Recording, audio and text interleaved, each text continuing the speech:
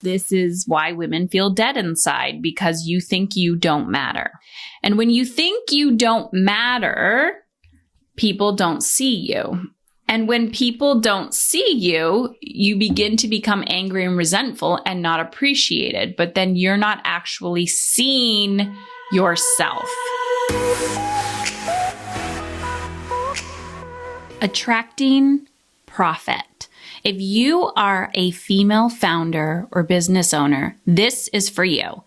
I am only opening my calendar in the month of September for one-on-one coaching. It's called Attracting Profit Intensives. You and I are going to be hanging out and showing you how to scale, whether it's personally or professionally, so you can attract more clients, more of what you want, more time, more energy, reverse engineer, both personally and professionally. So you're going to get me in your back pocket. We're going to pull back the curtains. I'm going to share my resources with you.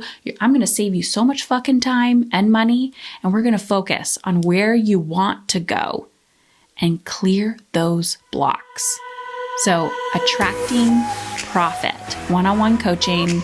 If you're interested, head on over to Heather Chauvin, CHAUVIN.com/work with me. HeatherChauvin.com/work with me. This is your time to make magical shit happen very quickly. Attracting Profit. Go fill out the application and we'll be in touch. What a hill taught me about my marriage and life. Hello, everyone. So I'm going to dive in. It's going to be a ramble and a long one. And I've been thinking about how I want to position today's podcast topic. And it's a reflection on this half marathon that my husband and I did last week. It's called Hell on the Hill. It's with Jesse Itzler. It was in Maine. And Jesse Itzler is, if you're not familiar, he's an author of a few books. He's also married to Sara Blakely, who is the founder of Spanx. And Jesse, I've been following Jesse for a while. He's very inspirational. He's, known in the endurance world, but he has this like fun, loving attitude. And his community he has a program called Build Your Life Resume, which is really, it reminds me of like the male version of what I teach. Well, not identical, but really about living your life first, right? Like he has a calendar club. He talks about before you plan your year, like put events on your calendar, put life on your calendar. And so, of course, my values are very much in alignment with his, which is, live your fucking life. And his thing is running and endurance races. And anyways, so I'll tell you about like how I joined, why I joined, all of those things. But from behind the scenes of approaching, like once we got there, and then I'll back up, meeting Jesse, if you didn't know who he was, you would assume he's just a regular person. And you could tell that he was like really into his community. So these are everyday people. These are not endurance racers. These are not marathon runners. People of all walks of life, all shapes and sizes, all ages. So you would have the traditional people that you would see that are ripped, that are very active. And then you have people that were like in their 60s and what looked like maybe in their 70s who were out of shape.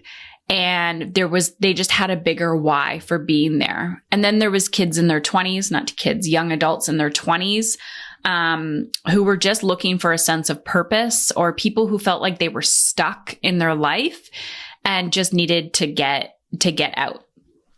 And Jesse started, a company, which I believe he started in the middle of COVID. He's a serial entrepreneur. He has many companies, but he started a running company called All Day Running Co. And I started noticing this brand because it was merchandise that he was advertising, All Day Running Co. And I was like, okay, what's this? And the whole philosophy is all day, all in. So be wherever your feet are. Like, just be present in your life. And it's actually magical to me to see how somebody can take an idea, like just a thought or an idea, slap a logo on a t-shirt, on a sweater, put it up in the world, and people want it, and people start buying it because they want to be a part of something bigger than themselves. And, this fucking hill, I'll get back more into that. It was really about all of us coming together for one purpose, which was to conquer our own demons. So let's back up a little bit. A few months ago, I saw online. So Jesse typically does this as a private event in his home, I think it was his Atlanta home, and he had a hill in his backyard. And for whatever reason, he was with his friends going up and down this hill, and then decided, I'm going to invite some people. I'm going to invite strangers from the internet to my house, and my wife's going to think this is nuts, and we're going to make it happen. And so I think he said it started about 7 years ago, and it got to like 100 people. And, there's ice plunges, there's ice baths, whatever the hell you want to call it, saunas, healthy food, meditation, breath work, all of that. And then they just camp out in his backyard, in his living room. And it's like a big party for 2 days, and then you leave. And he said he met his quota in his house, and he wanted to make it bigger with the running co, but he wasn't allowed to have more people. Sara was like, no, you cannot invite any more strangers to our home. You got to find your own space. So then they found this space in Maine, and it was a hill. It was a fucking hill. And so this was their first event. There's 250 people. It actually felt very small and intimate because the space was so large, so you weren't on top of people. And the essence of it, the kind of like, I guess they call it keynote, or what do they call it? The headliner, that's what you call it. The headliner of the event was actually the race, was the hill, but it was a 2-day event. It was actually crammed into 24 hours. So the cool thing is typically when you sign up for any race of any kind is you show up, like you train, whether you're training by yourself or whatever. You show up for the event, you run the race, you walk the race, you do the Spartan race, you do the obstacle course, and then you leave.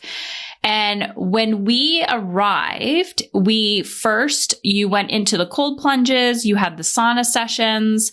So you do cold, hot, you're meeting people. Then there was keynote speakers. Then there was a panel with, marathon runners and triathlon, like Olympians. And I didn't know these people because I don't really follow sports that much. So I had no fucking clue who these people are.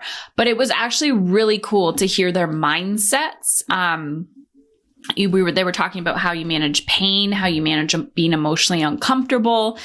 And it was really cool to even see how Jesse positioned himself, being like, I'm just an everyday person. Like, I run endurance races for the mental game. I'm going to be the back of the pack. And it was just so fucking cool to see, like, I do this for the heart, or I do this for the mental challenge. I don't do this to win. I do this to challenge myself.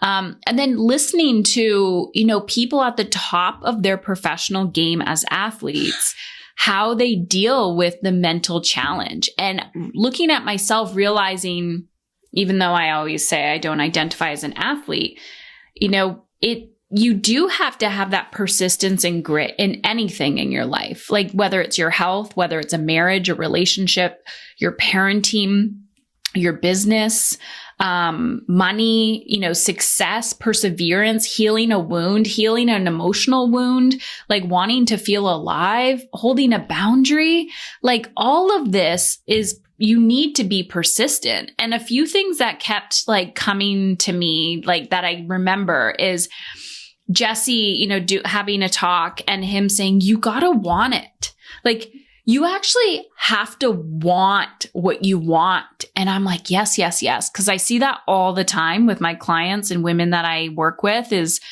like, oh, tell me the strategy. And I'm like, I will tell you the strategy. Here's the strategy.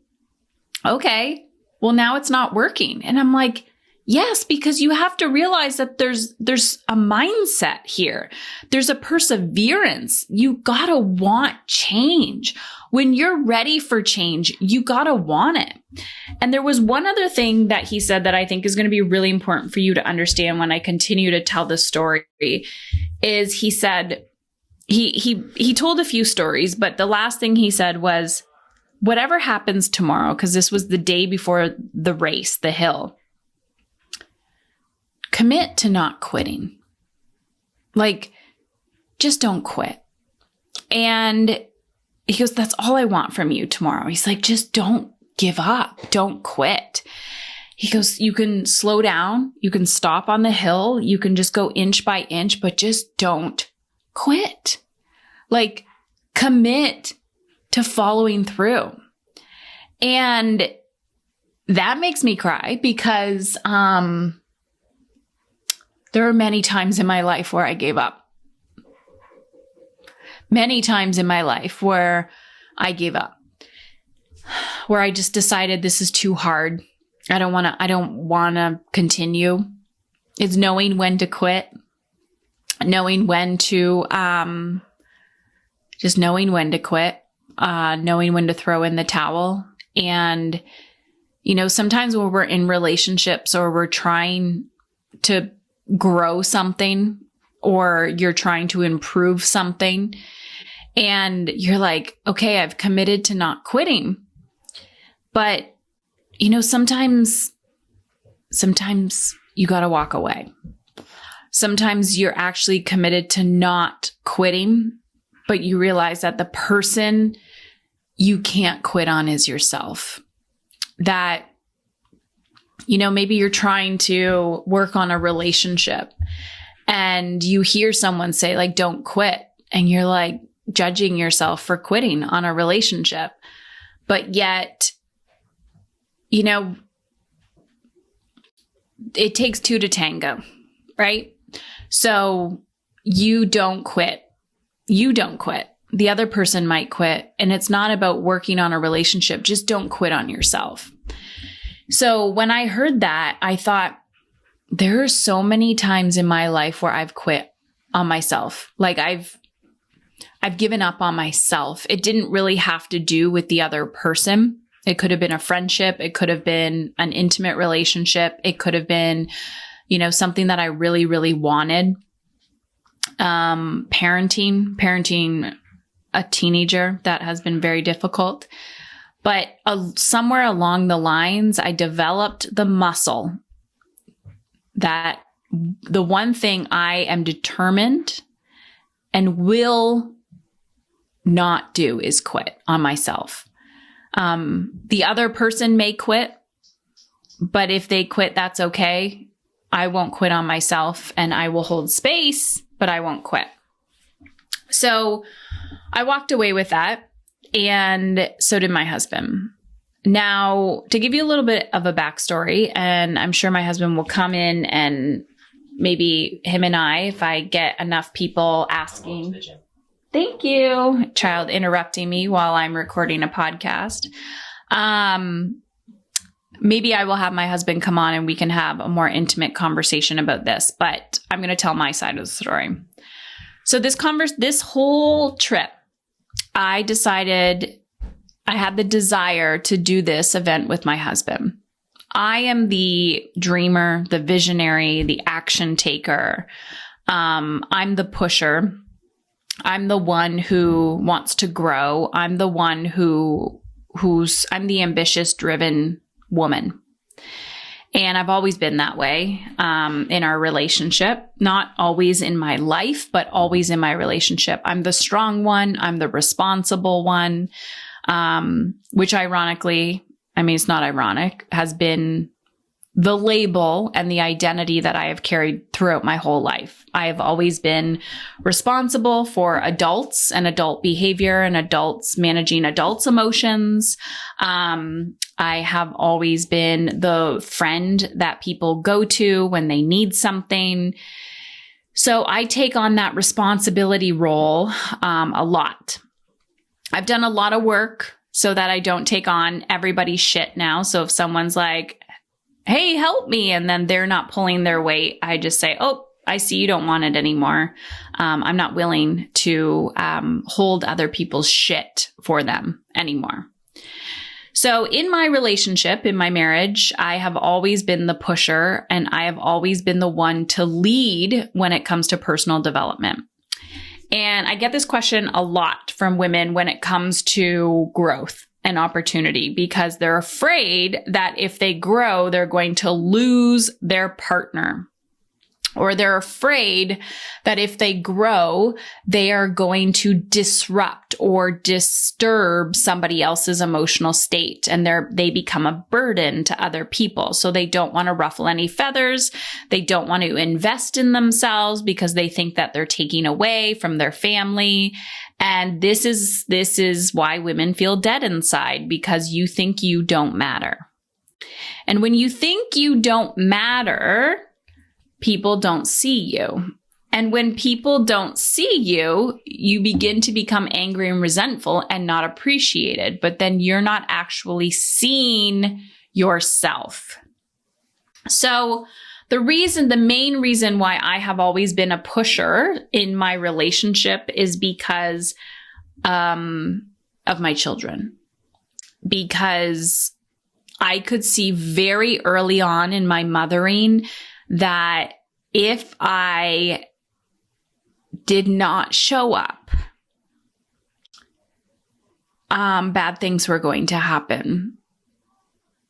If I did not show up and face my shit, bad things were going to happen.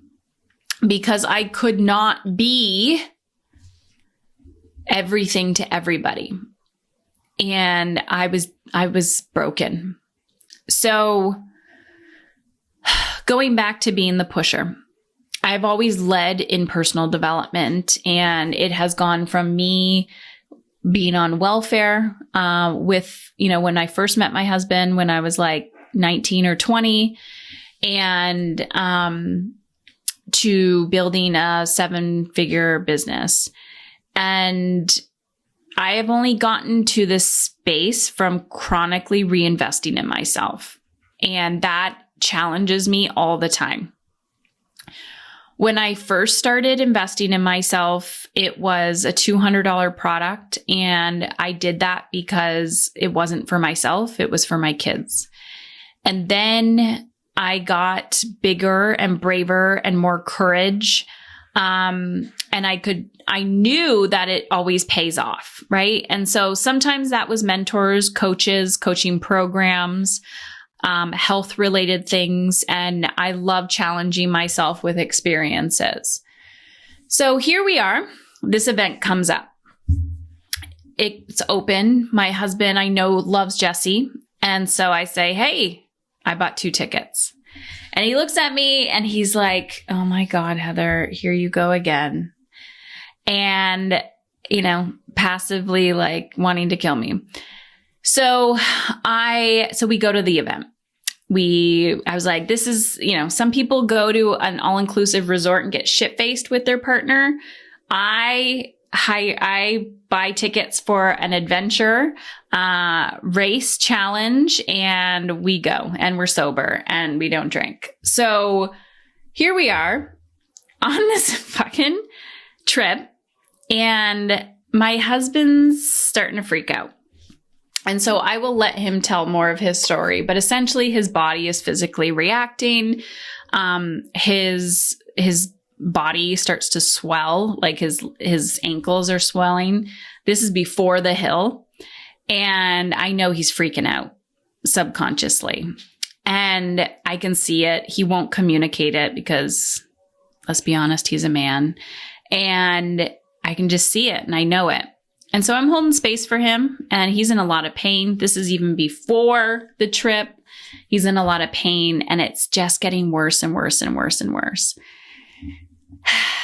Old me, I need you to listen to this part. Old me, and I mean old me maybe a year ago, 2 years ago, 5 years ago, 10 years ago, I would have been fucking angry, and I would have been like, are you fucking kidding me? And I would have been shaming him in my head.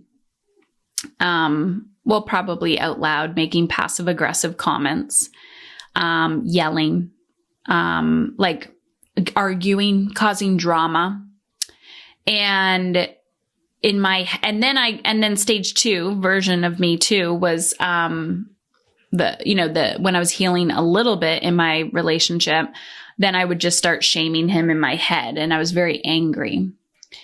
And this version of me, current version of me, was I just held space. I held space for his discomfort without judging him, his lifestyle choices or where he's at, because I would have never wanted somebody to judge me that way. And it was the first time where I could see him suffering and struggling. And I just held non-judgmental space. And I'm like, I see you. And there was no judgment. There was no projection of my shit onto him. So that passes. And then we get to the event, and I'm actually excited. And I think I'm excited because I've done many adventure trips and experiences. And although I just get very excited now, even though it's like so many unknowns, can I do it? I'm not trying to win the fucking gold Olympic award here. I just want to get it done. And I know that I've done some emotionally uncomfortable things before. And I noticed that I said emotionally uncomfortable things and not hard things, because I don't believe in hard things. I believe it's temporary emotional discomfort. So I've done emotionally uncomfortable things before. And I know that I've done it. So I have evidence that I can do emotionally uncomfortable things, that I can get through hard times. I can get through emotionally uncomfortable times. I can get through what I call the birth canal. I can get through the messy middle because I have evidence, because I've made myself proud, because I've done it over and over and over and over again. So with every single step, every single time, my tolerance gets bigger and bigger and bigger. My capacity gets bigger for more emotionally uncomfortable things, because you do it once, you can do it again, right? So you speak on a podcast. First time you want to vomit and shit your pants. You do it 100 times. You're like, that was easy peasy. Then you get on a stage. It's like you just grow and grow and grow and challenge yourself. So this did not feel like a challenge to me, but it felt fun. So I had fun, and I felt like the whole time I was just holding space for my husband, letting him try all these new things, cold plunging / sauna, meeting random strangers, going up and down a hill. And it was fun. It was just fun to watch him grow and to hold space. Now let's talk about the hill. So the hill was on day 2, and we had 4 hours to complete 13.1 miles up and down this hill. So I don't know the elevation. All I know is that Jesse and the team kept saying that they had it surveyed, and this is technically the hilliest hill in the world, like the hilliest half marathon in the world.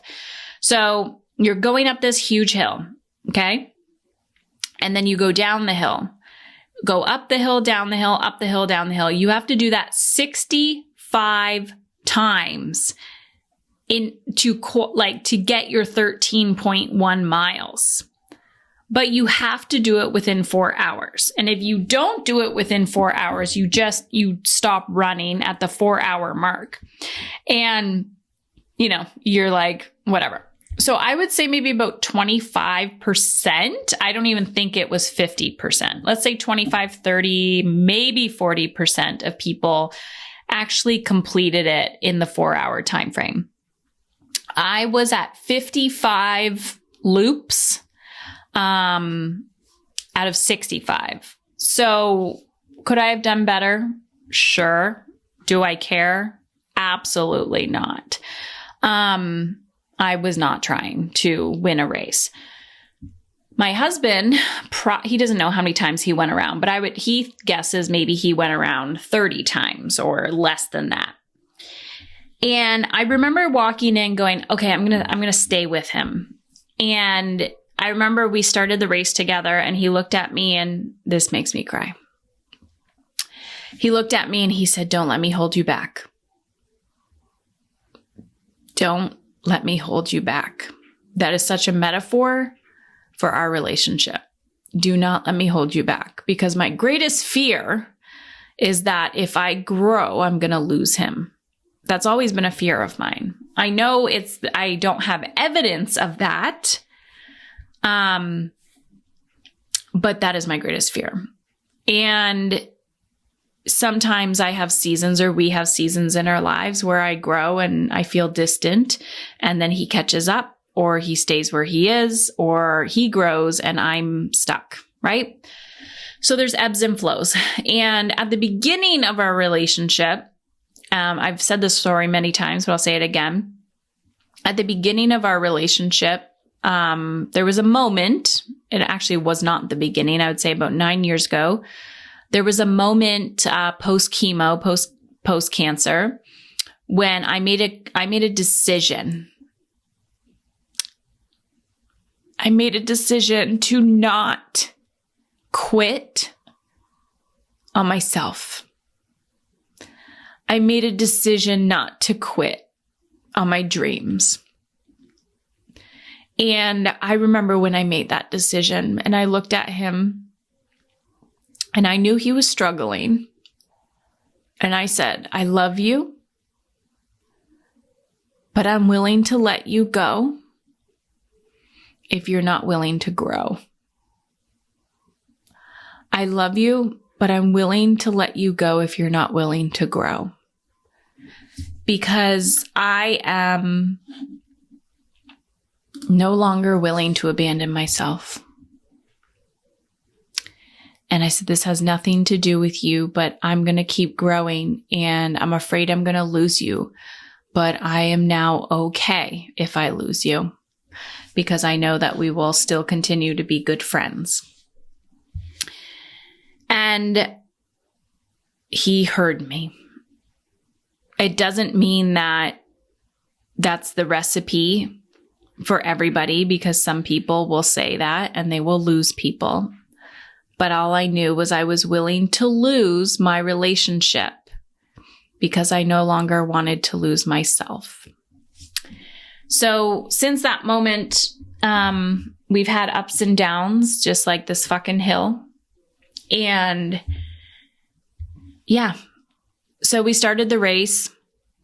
He was walking the whole time. His ankles were swelling. He was in a lot of pain, and he just inched and inched and inched. And every once in a while I would catch up with him and I would check in and see how he's doing. And he was in so much pain, and he was almost in tears because his feet hurt so bad, and he was just inching. He was just walking the whole time. And I remember looking at him. He's like, "I'm okay. I made a commitment not to quit on myself. I made a commitment not to stop." He goes, "Even if I just get around one more time," he goes, "I'm just going to stay standing up, and I'm going to, keep going inch by inch by inch, but I won't give up before the 4 hours." And I just remember I remember the impact that made on me of his commitment to not give up. And I was thinking about this too, his commitment to not giving up, and how courageous and proud I was of him. But also how come we can't be that proud of ourselves? Because I know that if I was in his position, I'd probably be beating myself up and being like, "Oh my God, what's wrong with me? What's wrong with my body? Why did it do this? Blah, blah, blah." And I just remember moments like that when it felt really, really, really, really hard and emotionally uncomfortable. Very difficult moments where I was so far out of my comfort zone that my body was reacting ridiculously, like very inflamed or very scared. And I couldn't even find an ounce of gratitude for myself. So I'm seeing this man who's trying, who's showing up, but he did not quit.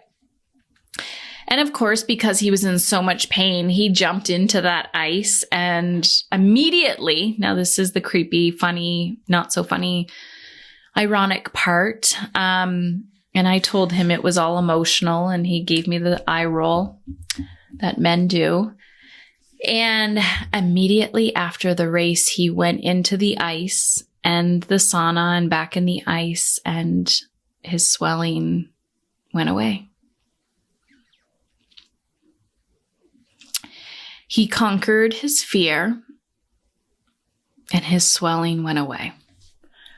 And I told him that he overcame a fear, and that's why his body started to calm down. And of course, he was supporting his body by giving it what it needed and helping it with inflammation. But I said, your body is always talking to you. Your emotions are always talking to you. And I was just so proud of him for facing a fear, regardless if he wanted to verbally say that he was scared or not. I can see through it. Raising 3 boys, I have mastered the art of male communication. Well, I definitely have not, but that's another book. And there's lots of books out there on that. But, oh God, men are from Mars, women are from Venus. I totally get it now. Anywho, there's something to be said about how our emotions manifest through the body. The body keeps score, right? And it's interesting because I've noticed a shift when we came home. Just a different shift in attitude, different shift in energy, different shift in perseverance, different shift in his attitude. And here's my point. I did not know where this conversation was going to go, and it turned out to be how Hill improved my marriage. The marriage was fine, was good before, but all relationships take investment. The relationship in yourself, the relationship with your children, the relationship with your partner, if you have a partner, the relationship with anyone. It takes investment. And some of those relationships, the physical people have been gone. They have passed. And some of those physical people we cannot have in our life anymore. They're too toxic, but we're still in relationship with them. And it can be an emotional relationship, like they're still holding us emotionally, right? If we're looking at our inner child and our parental baggage, like how we were parented still holds on us. That's a relationship that we still need to heal. We don't ever need to talk to them about it, but we still need to heal it. And everything is a relationship. And I guess at the end of the day, this whole experience was fun as shit. So you need to go find Jesse Itzler. You need to go search All Day Running Co. On Instagram. And if you don't know where to find them, go to my Instagram at Heather Chauvin, Chauvin, and follow and go check it out because I tag them in some of my reels and feeds on my feed. So go check that out. And just go follow him. Start following people that inspire you. Follow people who have this bigger why. I mean, there's so many conversations that I want to get into on this podcast in particular. And I may interview some of the people that I met, but it was interesting to right before the race, and then I'll wrap this up. Right before the race, they give you the microphone and people talk about, who they're running for or why they're running. And, I heard everything from people in my family have gotten shot and killed and murdered in the street. People dying from diseases. One woman was talking about how she was abducted when she was 8 years old from a park and raped. And people talking about their children dying, people talking about their parents dying, horrific things. People just saying, I want more passion in my life. I feel stuck. I feel stagnant. I just want to be a good role model for my children. And one funny thing was some guy said, I just got a note from my wife, something about if I could push for 5 hours, you could run up and down a hill for 4. And, so not everything was deep and dark. It was funny too, but everyone had a different why. Wanting to make an impact, wanting it to be memorable. Know your why. Like, why? And if you feel stuck, just do something. Just fucking do something. Sign up for an event. Go attend a networking event. There's so many things you can do. You don't even have to start it. Join a walking club. Join a running clinic. Join a group, join a membership site, just do something, attend something, start somewhere. Like, stop sitting in your fucking shit telling yourself why you can or cannot do something. Like, you have to move. And when people get so in their head and perfection-y and be like, I don't know what to do, do something. When I started my journey, I was searching. I started just going to coffee shops by myself and bawling my eyes out because my mom guilt was so horrific. I felt awful for leaving my children. So I just had to leave. I had to leave the house. And it felt awful. Awful, awful, awful.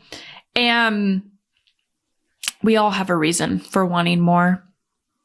And this hill, I don't know what it taught me yet. All I know is that 10 years ago, 15 years ago, if I didn't start the journey of self-discovery, my husband would have never got on that hill. And I see this a lot with my clients who come in and talk about their partners and how they think, they want to change them and they want to fix them. And I'm like, then you got to fix yourself. Then you got to change yourself. And it's the patience game, and nobody likes that game. But you don't realize the impact that your energy has on the culture and the ecosystem that you create in your home and every human that you come into contact with. So the more I invest in myself, the more it benefits the people who are around me, my family, my team, my clients, my friends, random strangers. You never know the impact you're making in somebody's life just by improving your own. So that's it. That's what I got for you today. And I just want you to know you're not alone. We are all facing our own hill. And I want you to run up it. I want you to run down it. And I don't want you to give up. Are you ready to take back control of your time and energy? But the thought of where to start feels overwhelming. I created something for you. It's called the Energy Finder Quiz. Yep. This quiz takes less than 2 minutes and it helps you identify where to focus so you can conquer your dreams without feeling like you're failing as a mother. After coaching hundreds of women, helping them reverse engineer how they want to feel in their personal and professional lives, I started to notice 4 hidden skills that women must master in order to create the work-life balance that they crave. So head on over to Heather Chauvin, CHAUVIN.com/life quiz. heatherchauvin.com/life, LIFE quiz, QUIZ, and get started. I even give you specific podcast episodes to listen to based on your Energy Finder quiz results. The goal is to show you where to focus so you can regain your time and energy and become the woman you deeply know you are capable of becoming. heatherchauvin.com/life quiz. When I signed up for coaching with Heather, I was in a spot in my life where I had so many things that I wanted to accomplish. And I was 42 years old, and I had these dreams. And they weren't impossible dreams. They were things I could do. But I was putting them off year after year after year because I was afraid. And there was so much fear. And I had all these limiting beliefs about what I could do. And I had listened to her podcast. I had heard about her through other people. And when I looked her up and I finally got a chance to talk to her, it was a great fit. Because here's a person who was going to hold me accountable, who was going to hold a place for me and let me know that I could accomplish my dreams, that these things are possible. And for someone to just say that to you means so much. You know, someone who you didn't know before, you know, is just saying, by talking to you, and seeing what, you know, the basis of where you're coming from, I can see something amazing. I can see that you can do something amazing. And that was just incredible. So I started doing all the modules, and the modules are great. It really helps you figure out what your, you know, desires are. Like, what is it that you want? Because it's never just, you know, oh, I want to write a book. It's like, why do you want to write a book? What is it that you're going to get from that? What is that you're feeding? Is, well, I want to be creative. I need to be creative. And that was my thing. She helped me see that. And then I did an upgrade, kind of like I signed up for the VIP sessions, which is the best thing I could have done, because that is when she really kicks your ass. And she's just like, let's look at everything. Let's make sure you're gonna do this. This is going to be your year. And so she's like this cheerleader, and she doesn't do it for you. You know, that's not her job, but she will hold you accountable, and she will support you, and she will guide you, and she'll be that person that you need. And it's just awesome. And so it's been I think 3 months since I started coaching with Heather, and I already feel like a new person. There's this vision that I had of my soul being the center of me, like my heart, you know, this part of me that helps me thrive and live. And just like the heart with all the arteries, you know, going to it, there's all these arteries or passageways to your soul. And if any of those passageways get clogged, you know, your relationship with your spouse, your relationship with your children, your relationship with money, your job, if these pathways to your soul that all affect your soul, you know, that part of you that encaptures all your desired core feelings, if that part of you, if those arteries are clogged, then you're not living your soul's purpose, and your soul's not thriving like it's supposed to. So with Heather, I'm slowly unclogging these pathways, and my soul is thriving. And it's an investment in me. It's the best investment you can make. So I'm really happy, and there's still a lot more work to be done, but I'm optimistic, and I'm happy, and I'm looking forward to the future. So thanks, Heather. You're the best. I love the program, and everyone should invest in themselves. Then everyone around you benefits from that. Thanks.